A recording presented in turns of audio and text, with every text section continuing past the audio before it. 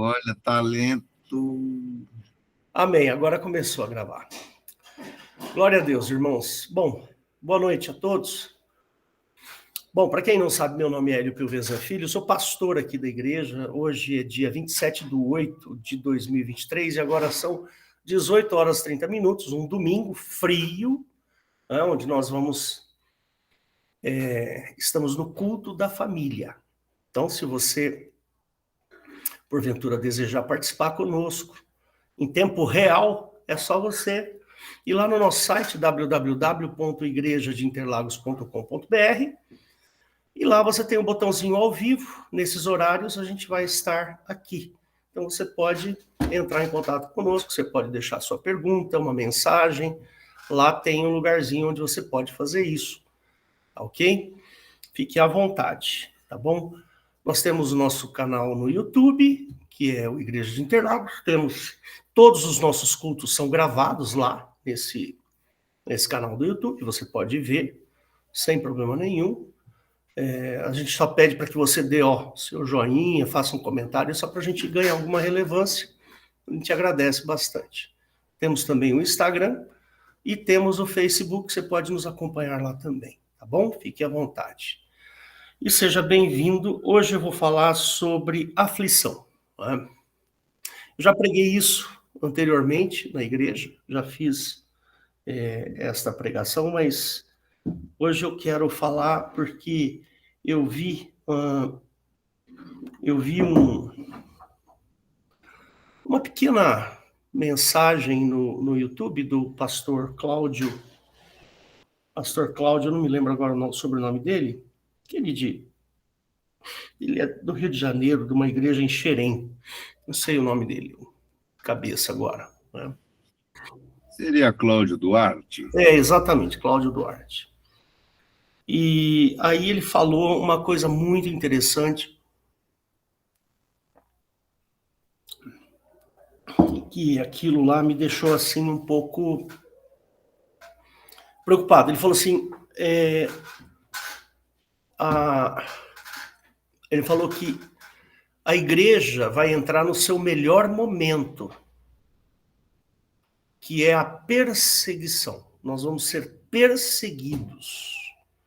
Estamos já sendo perseguidos. Os cristãos no Brasil serão proibidos de falar de Jesus. Estamos caminhando para isso. E nós seremos perseguidos, seremos presos, seremos lançados nas prisões, porque somos cristãos, pastores. E ele falou assim com uma convicção que deu medo até, deu preocupação. Fiquei preocupado. E aí eu resolvi falar sobre a aflição. Por que eu quero falar sobre a aflição? Porque esse sentimento de aflição é um sentimento justo, justificável, né? Você ser perseguido por causa da sua fé, você ser combatido por causa do que você crê, do que você acredita. Então, causa aflição. O Brasil está caminhando para isso. Muita gente tem achado... Bom, eu tenho visto, todos vocês já sabem do meu posicionamento político, vocês sabem qual é. Eu não gosto muito de ficar falando sobre posicionamento político, mas até a Eliette tinha comentado comigo, falei, eu gostei muito do que você falou domingo passado, toma cuidado com o seu voto, você precisa votar corretamente, toma muito cuidado. Não gaste o seu voto à toa. Tenho pregado isso. Então, vá conhecer o partido político qual você gosta, a ideologia política de que você gosta, vai conhecer, porque o cristão precisa aprender a votar em quem não tem histórico de perseguição da igreja. Então, toma cuidado com o seu voto, porque o seu voto pode estar fortalecendo os perseguidores da igreja. Cuidado com isso. E nós seremos perseguidos. Isso é bíblico. Isso vai causar aflição em nós. Isso vai causar problemas. Eu tenho 60 anos. Eu sou um pastor já há mais de 20 e tantos anos. Então, queridos,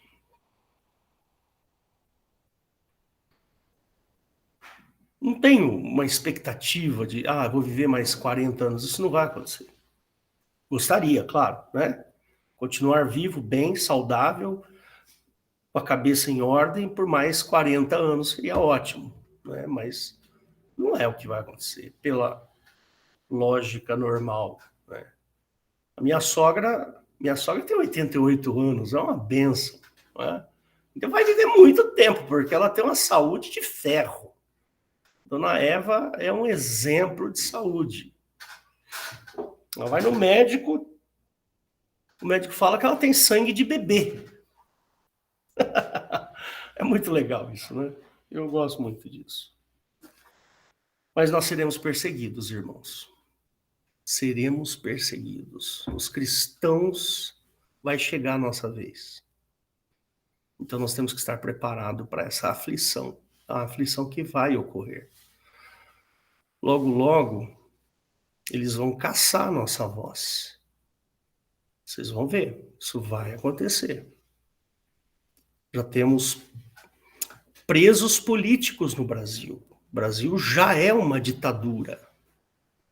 Nós já vivemos uma ditadura. Eu não me lembro, eu vivi a ditadura militar. Eu tinha 12, 15, 18 anos na época da ditadura militar.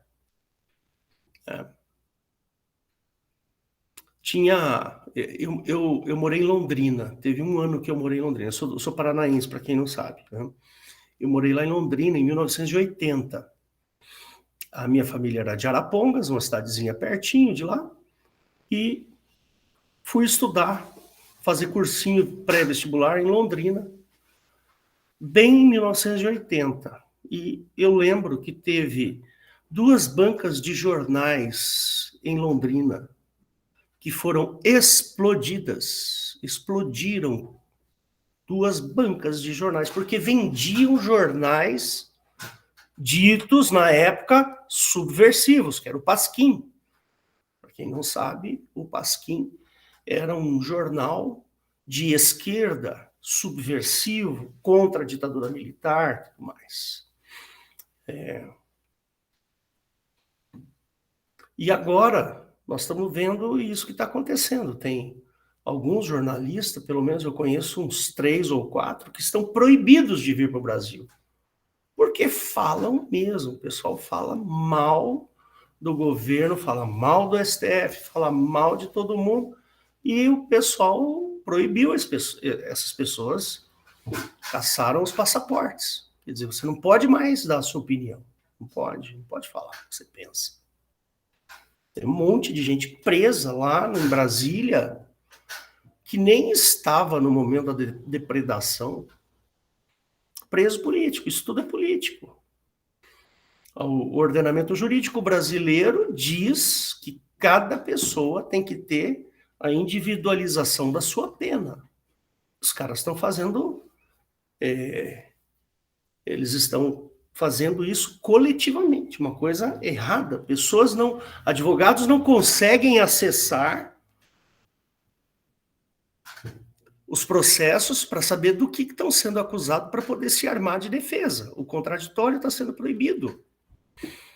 Tem um ditado na minha terra que diz assim que um dia é da caça, o outro é do caçador. Né?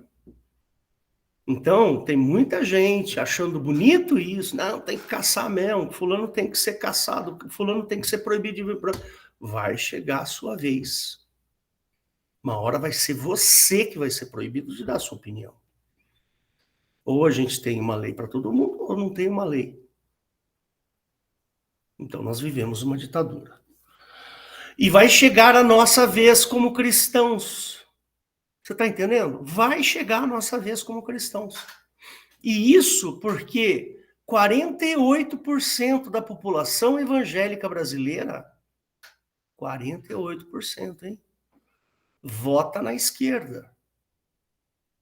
48% de pessoas estão votando em partidos que são a favor da liberação das drogas, a favor da maconha, a favor da hormonização de pessoas com 14 anos de idade. E são a favor dessas pautas perigosas para o mundo cristão. Então, vai chegar a nossa vez. Eu não tenho a menor dúvida. Né? Então, se você puder, baixe os vídeos que nós gravamos aqui. Baixe e guarde-os com você, porque vão nos tirar do ar. Vão apagar a nossa história e isso vai acontecer. O mundo caminha para isso. O mundo está muito estranho. Se você puder, ore para que isso demore a acontecer. Ore para que nós possamos expressar o que pensamos. Faça isso, porque teremos a perseguição em breve. Isso vai acontecer. Mas vamos falar sobre aflição. 2 Pedro 2, de 1 a 10. Vamos lá.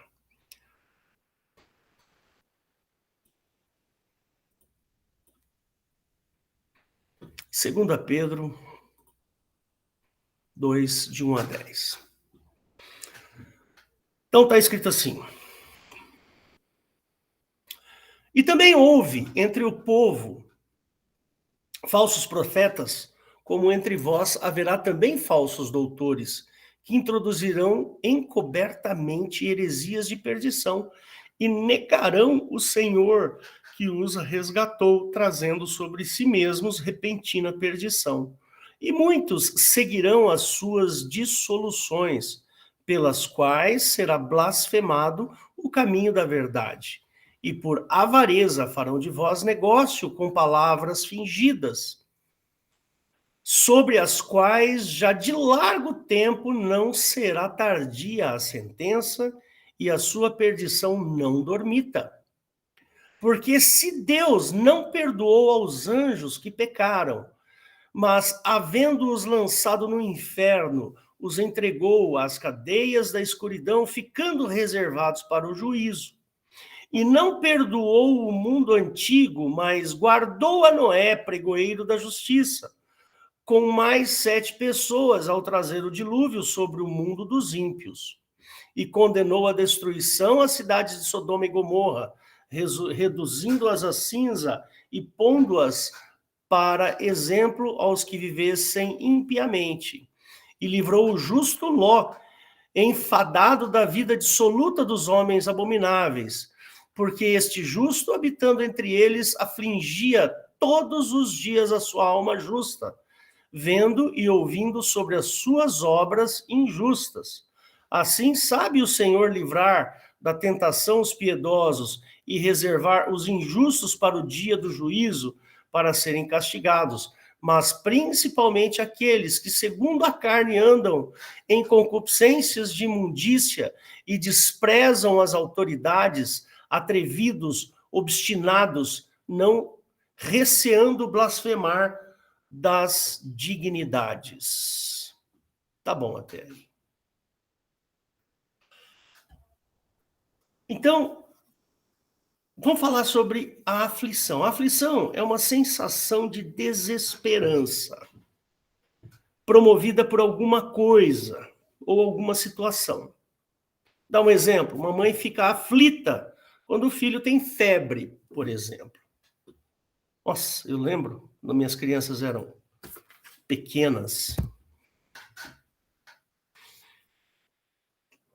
dava uma aflição de ver as crianças tendo febre, não, Zana. como doía. Tem até um fato engraçado que ocorreu, né? Uma vez o Daniel, meu filho hoje tem 31 anos, vai fazer 32 em breve. Então o Daniel era recém-nascido, tinha acabado de sair do peito da mãe, estava começando com papinha, com comidinha, com tal, não sei o quê. De repente, uma noite, esse menino começou a chorar. E a gente não sabia o que fazer, né, Rosana? Que sofrimento que foi aquilo. E eu fui lá, me vesti, a Rosana se vestiu, vamos direto para o hospital para ver o que tem esse menino. Estava aqui no pé da escada aqui. Eu lembrei, eu falei, Rosana, a minha mãe sempre falava que a gente tinha que dar água para a criança. Por quê? Mudou a alimentação, comendo comida salgada. Mas foi dar uma mamadeirinha de água, o bichinho bebeu tudo. Parou de chorar. Situação, né? Mas deu uma aflição aquele dia que vocês não fazem ideia. Uma aflição, deu um desespero na gente. Irmãos, a aflição e a dor são companheiras e andam de mãos dadas. Onde há dor, há aflição. E aonde há aflição, tem dor. Dói. Né?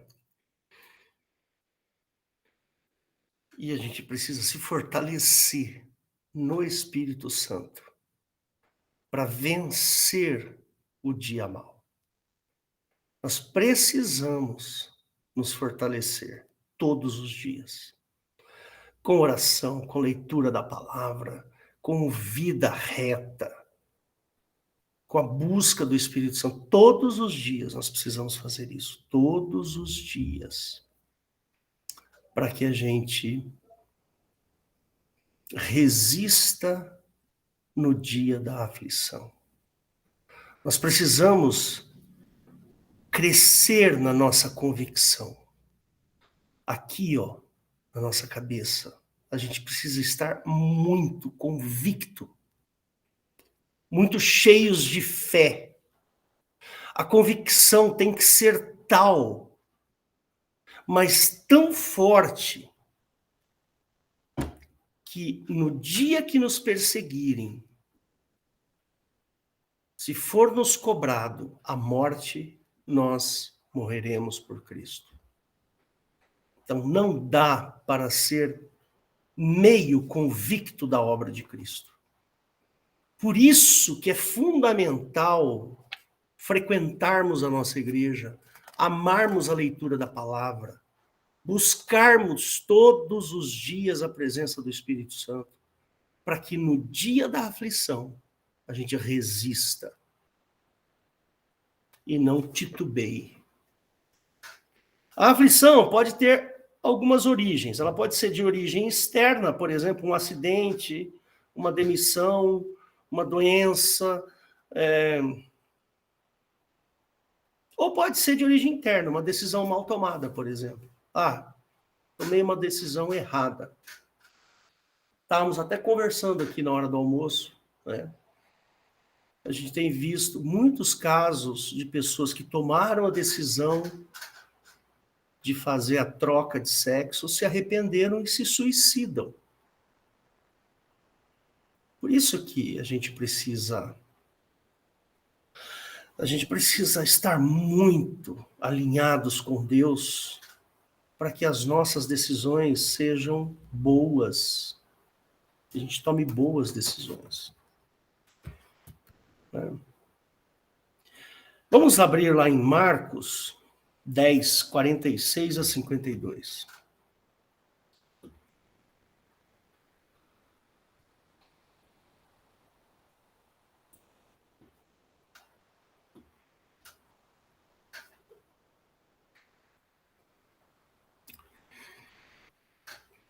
Depois foram para Jericó. E saindo ele de Jericó, com os seus discípulos e uma grande multidão, Bartimeu, o cego, filho de Timeu, estava sentado junto do caminho, mendigando.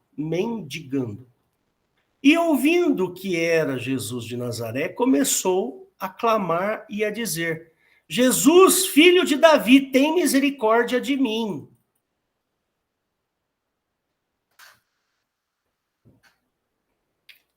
E muitos o repreendiam para que se calasse, mas ele clamava cada vez mais: Filho de Davi, tem misericórdia de mim. E Jesus, parando, disse que o chamassem. E chamaram o cego, dizendo-lhe: tem bom ânimo, levanta-te, que ele te chama. E ele, lançando de si a sua capa, levantou-se e foi ter com Jesus. E Jesus, falando, disse-lhe: que queres que te faça? E o cego lhe disse: mestre, eu quero que tenha vista. Jesus lhe disse: vai, a tua fé te salvou. E logo viu e seguiu a Jesus pelo caminho. Esse sujeito estava aflito, estava cego, pediu socorro. Jesus, filho de Davi, tem misericórdia de mim. Me faz enxergar, Jesus. E ele foi. Jesus teve misericórdia e ele enxergou. Ele tinha uma aflição muito grande. Queria enxergar, parar de mendigar. Em Apocalipse 13, de 11 a 18, vamos lá. Apocalipse 13, de 11 a 18. E vi subir da terra outra besta, e tinha 2 chifres semelhantes aos de um cordeiro, e falava como o dragão. E exerce todo o poder da primeira besta na sua presença, e faz que a terra e os que nela habitam adorem a primeira besta, cuja chaga mortal fora curada. E faz grandes sinais, de maneira que até fogo faz descer do céu à terra à vista dos homens. E engana os que habitam na terra. Olha essa palavrinha aqui, é mágica. Até sublinhar ela aqui. E engana os que habitam na terra com sinais que lhe foi permitido que fizesse em presença da besta, dizendo aos que habitam na terra que fizessem uma imagem à besta que recebera a ferida da espada e vivia. E foi-lhe concedido que desse espírito à imagem da besta, para que também a imagem da besta falasse e fizesse que fossem mortos todos os que não adorassem a imagem da besta. E fez que todos, pequenos e grandes, ricos e pobres, livres e servos, lhes seja posto um sinal na sua mão direita ou nas suas testas, para que ninguém possa comprar ou vender, senão aquele que tiver o sinal, ou o nome da besta, ou o número do seu nome. Aqui há sabedoria. Aquele que tem entendimento, calcule o número da besta, porque é o número de um homem, e o seu número é 666. Então, eu quero só destacar aqui a palavra engana, né? E engana os que habitam na terra. Queridos, enganar, eu já preguei isso aqui já falei isso diversas vezes. O engano só existe para aquele que não conhece. Porque o que conhece não é enganado. Vocês estão entendendo? O engano só é para quem não conhece. Se você conhece, você não é enganado de jeito nenhum. Então, você precisa conhecer a Cristo, conhecer a Jesus, conhecer a sua palavra, para que você não seja enganado pela besta.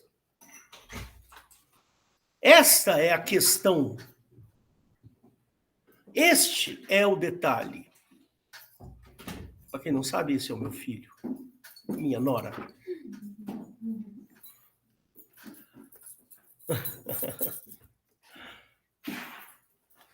queridos, enganar só é enganado quem não sabe. Se você não conhece a procedência de um carro, se você não conhece automóvel, você vai comprar um automóvel, você compra um carro. Uma vez eu fui comprar um carro, cheguei na concessionária lá, tinha um carrinho lá usado, tal, não sei o quê. Eu fui lá e escolhi o carro. Falei, eu quero esse carro aqui. E chamei a seguradora. A seguradora falou assim, nós não vamos fazer o seguro deste carro. Mas por quê? Porque ele é todo batido. Mas aos meus olhos era um excelente carro. Eu estava prestes a ser enganado. Quem não me deixou ser enganado foi a seguradora. Falou, esse carro a gente não vai assegurar. Aí compramos outro. Certo.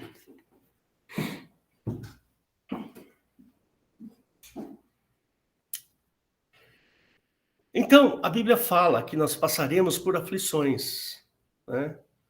Pois a besta está prestes a surgir. Né? Prestes a surgir. A besta. Não sei quando isso vai acontecer. A gente não sabe. Pode ser amanhã, pode ser ano que vem, pode ser daqui 10 anos, daqui 50 anos. Mas uma coisa eu quero. Eu não quero ser enganado pela besta. Não quero. Não vou ser enganado. Portanto, no dia da aflição, eu terei que ter muita convicção do meu cristianismo, para que no dia da aflição eu não volte atrás. Então essa é a questão. Comece a ler a palavra, comece a orar a Jesus. Né? Nós temos que nos preparar para este momento, e Jesus nos dá este conselho. Né? Ele nos dá. Tomar decisões erradas e não pesar adequadamente nas consequências podem gerar sentimentos tais quais o que a gente descreveu agora há pouco. As causas das tomadas de decisões erradas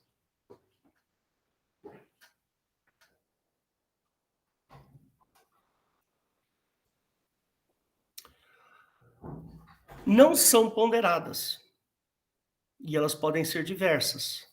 Mas quero destacar aqui que o interesse pessoal, a concupiscência, é o principal motivo para que a gente tome decisões erradas. Então nós precisamos aprender a lidar com as nossas concupiscências para que elas não tomem o nosso coração e a partir daí a gente venha tomar as decisões erradas. Vamos abrir lá em 1 João 2, de 15 a 17. Vamos ver o que diz esse texto maravilhoso aqui.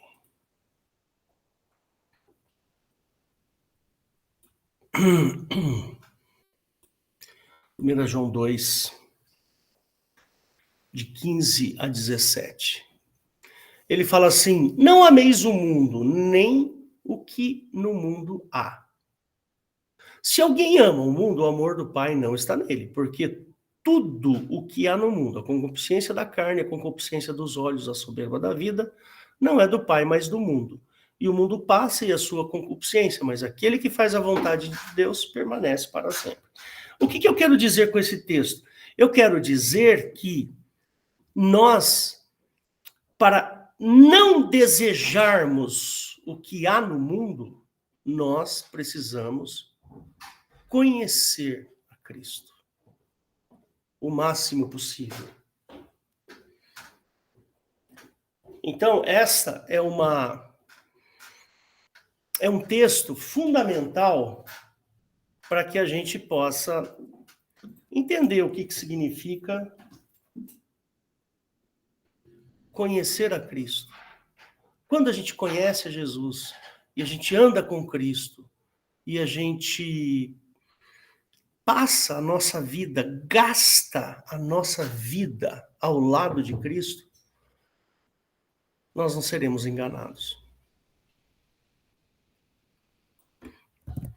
nós teremos sabedoria para que no momento da aflição, da dor, da desgraça, do terror, do horror, a gente possa ser consolado pelo Espírito Santo de Deus.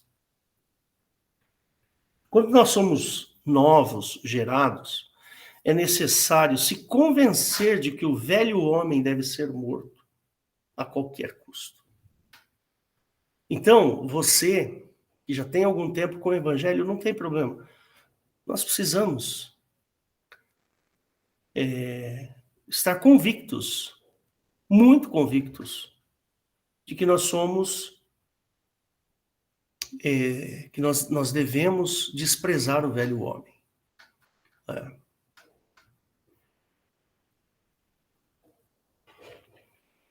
Eu queria abrir o texto que está em Mateus 15, de 21 a 28. Vamos lá.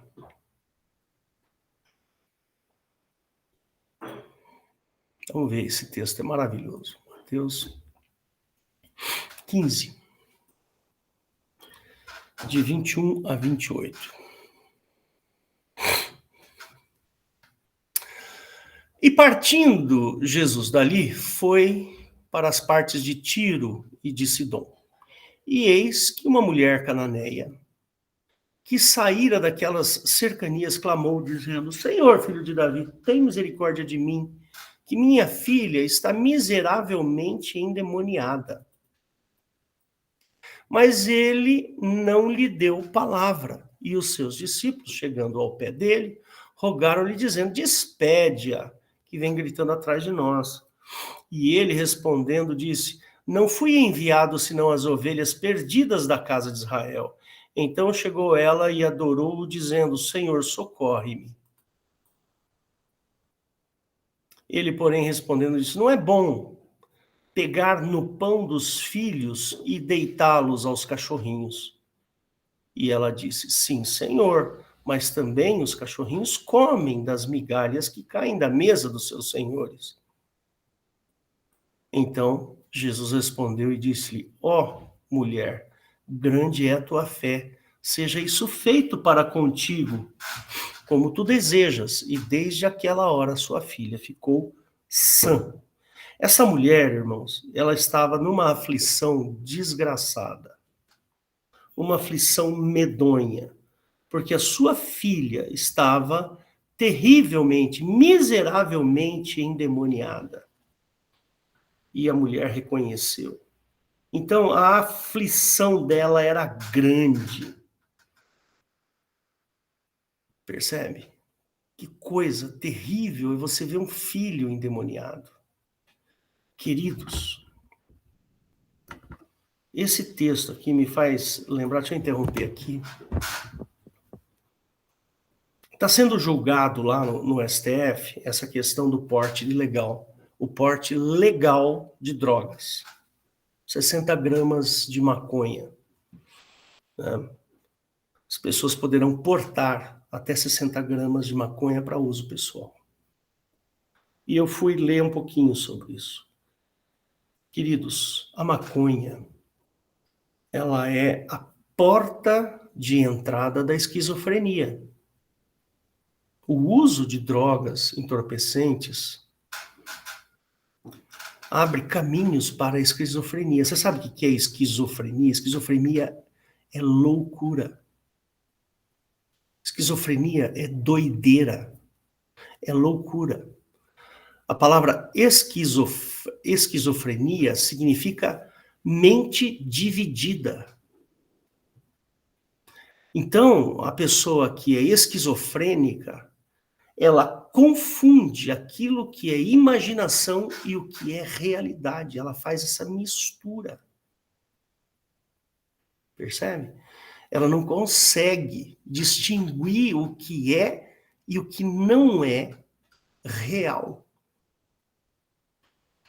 A Eliette aí poderia até explicar um pouco melhor, que ela é médica, ela sabe.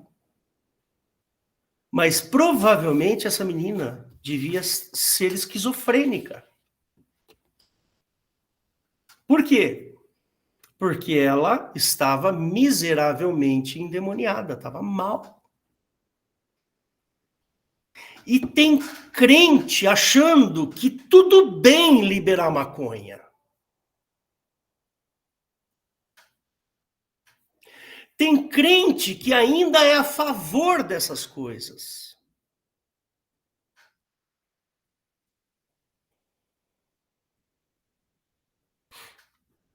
Não vou aqui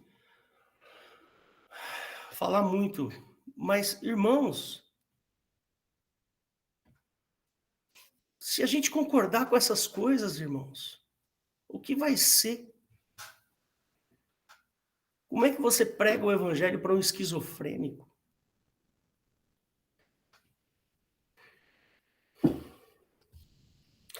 Essa mulher, ela sabia de algumas coisas. Primeiro, ela tinha fé. Segundo, ela tomou uma atitude. Terceiro, ela sabia do poder de Jesus. Ela sabia. Então, ela chegou para Jesus e falou assim: tudo bem, Senhor. Ela era cananeia. Então, ela não era judia. Ora, Jesus veio para as ovelhas perdidas de Israel, não para a cananeia. Naquele momento, foi isso. Jesus estava testando a fé. Ela falou assim: mas tudo bem, Jesus. Os cãezinhos, nós cãezinhos, a gente come as migalhas que caem, ou seja, tudo bem que o senhor veio para os seus, mas e eu? Eu também quero. E aí a aflição dela foi retirada por Cristo.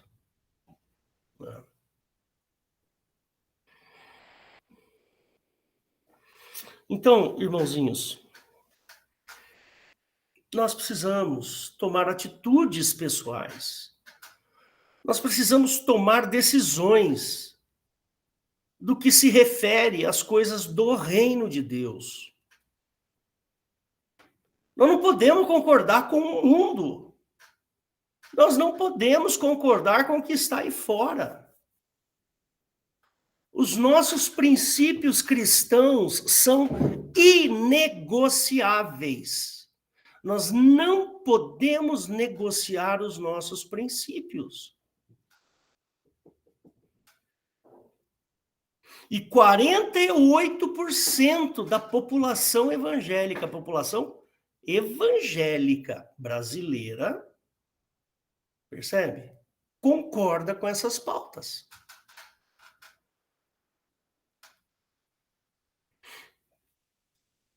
É muito triste isso. Vendo crente concordar com esse tipo de pauta. Pauta das drogas, do aborto, da hormonização de crianças de 14 anos.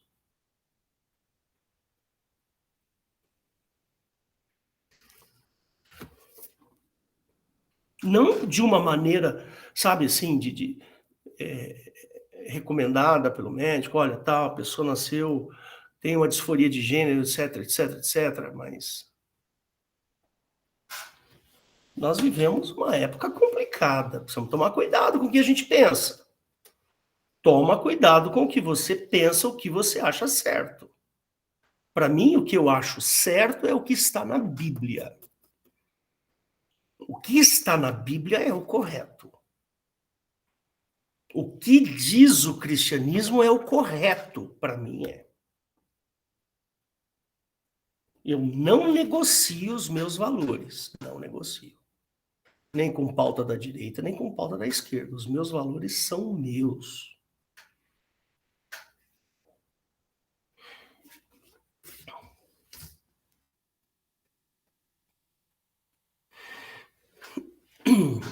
Aprenda a não amar o mundo.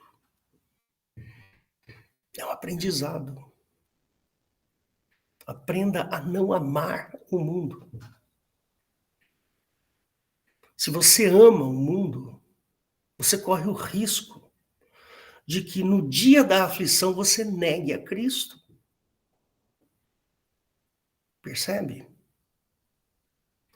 Se você ama o mundo e o que no mundo há, no dia da aflição, essa aflição vai acontecer.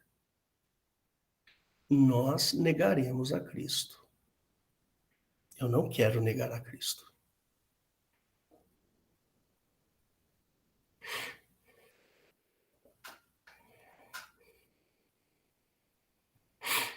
Algumas coisas atrapalham a nossa carreira cristã, principalmente se desprezarmos os conselhos bíblicos. E isso pode ser a causa de uma grande aflição. Sabe, quando o cristão se coloca acima e vê a obra de Cristo, fala, não, mas isso Jesus estava falando naquela época, isso é para aquele momento, isso é aquela situação, se distanciando. Tem cristão que se distancia. Olha o que acontece com os Estados Unidos. Os Estados Unidos era uma grande nação cristã. Hoje, tem mais cristianismo nos Estados Unidos? Não tem. Pouquíssimo. Irmãos, nós precisamos pegar a nossa Bíblia e precisamos ler a Bíblia. A fé vem pelo ouvir, nós precisamos nos fortalecer, nós precisamos nos convencer todos os dias. Tem que estar muito bem estabelecido o evangelho dentro do nosso coração, porque senão, no dia da aflição, você vai negar a Cristo.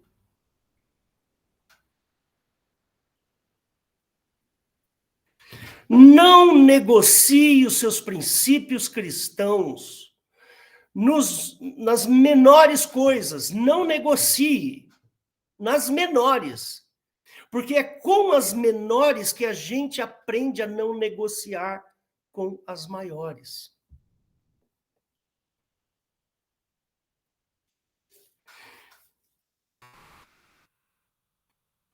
Então, queridos, eu vou deixar aqui algumas ponderações.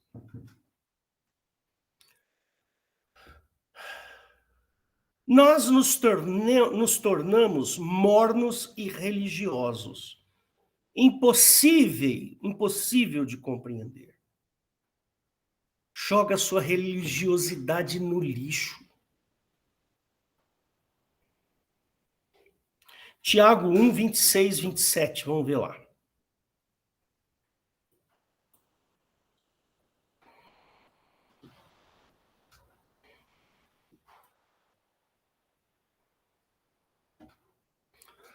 Se alguém entre vós cuida ser religioso e não refreia sua língua, antes engana o seu coração, a religião desse é vã. A religião pura e imaculada para com Deus, o Pai. Não é qualquer Deus, é com Deus, o Pai. É esta, visitar os órfãos e as viúvas nas suas tribulações e guardar-se da corrupção do mundo.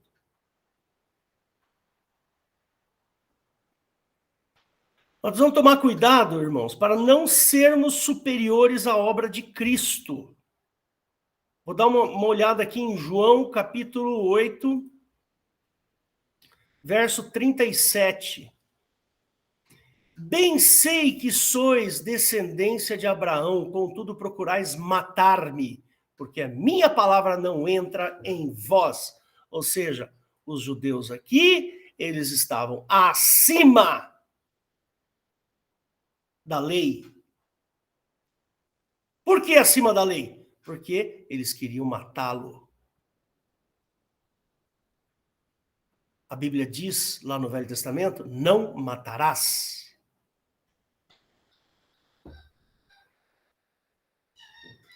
Mateus 19, 24.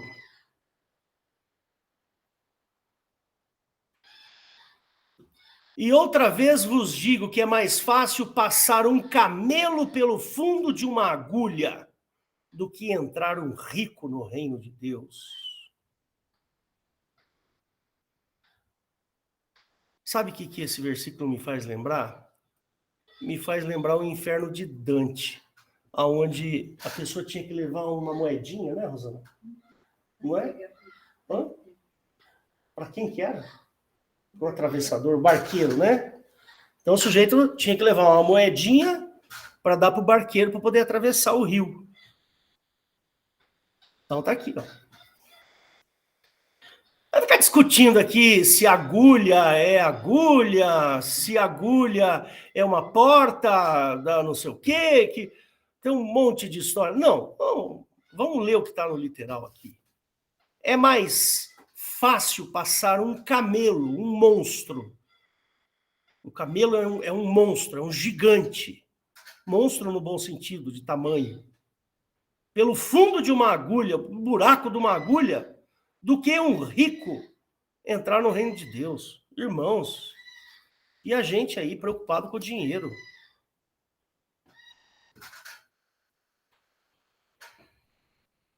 Você não vai conseguir levar uma moedinha para você entregar para o barqueiro depois que você morrer. Não tem como. Né? Nós damos sentença a julgamentos que fazemos. Ah, é verdade. Eu acho que aquele cara devia ir para a cadeia mesmo. Devia. Aquele sujeito fez mal. Tem que ir para a cadeia. É você que tem que falar quem deve ir para a cadeia. Quem deve ir para a cadeia está na justiça. Justiça aqui. Que aplica a lei.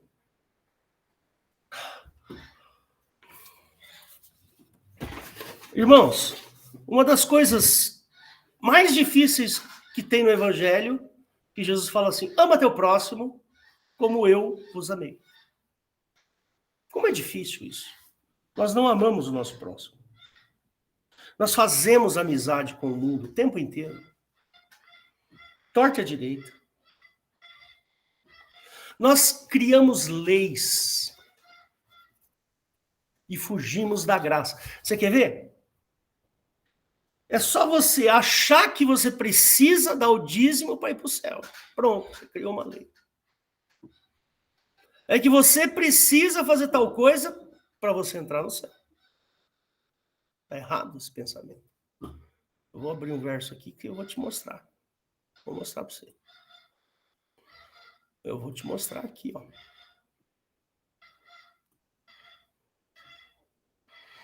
Aqui, ó. Porque pela graça sois salvos, por meio da fé, e isso não vem de vós, é dom de Deus, nem vem das obras. Então não adianta você fazer nada para entrar no céu. Você não precisa fazer nada para entrar no céu. É pela fé. Você só precisa ter fé. Você só precisa acreditar em Deus. Você só precisa acreditar que Jesus Cristo morreu na cruz. Só. Obra nenhuma você precisa fazer. Não vem de obras. A sua entrada no céu não vem de obras. Vocês estão ouvindo meu papagaio? Está fazendo uma barulheira. Para que ninguém se glorie, porque somos feitura sua, criados em Cristo Jesus para as boas obras, as quais Deus preparou para que andássemos nelas. Ou seja, aqui tem uma orientação do apóstolo Paulo aqui para você. Ó, anda em boas obras, porque Deus preparou essas obras para que você ande nelas. Então, o cristão, ele tem que andar em boas obras. É obrigação do cristão, mas não condição de salvação. Não, nenhuma condição. A salvação é pela fé. Mas Paulo fala assim, olha, ande em boas obras, porque Deus preparou as boas obras para você andar nelas.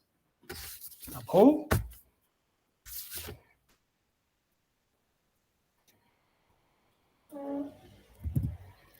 Então, queridos, nós precisamos tomar atitudes quando estamos aflitos. Qualquer que seja a sua origem, se é origem interna ou externa, não importa. Você tem que tomar atitude. Você tem que parar de achar que o mundo tem jeito. Você tem que parar de achar que político esse ou político aquele vai fazer alguma coisa. Não vai. Nós vamos orar por eles. por todos eles. Sempre.